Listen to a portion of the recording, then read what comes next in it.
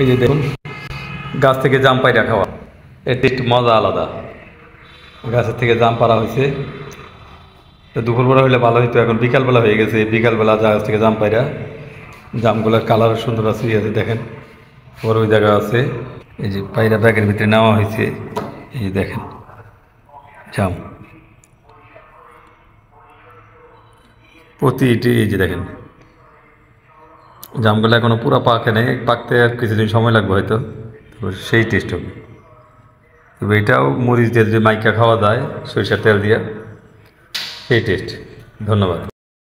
জাম পুরা পাকে নাই, কিছু কিছু লাল আছে দেখেন, কিছুদিন পর হয়তো পুরা পাকনা জাম পাবো আমরা, সেই রকম ছবি। বিকাল সব ধন্যবাদ।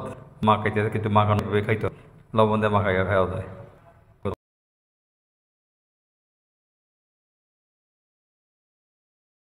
এই লাল জামি মাখাইতে দিয়ে কী করবো? নাই মামার থেকে কানা মামা ভালো, এটা তার প্রমাণ।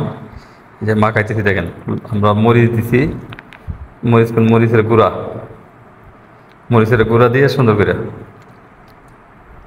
সেই টেস্ট হবে।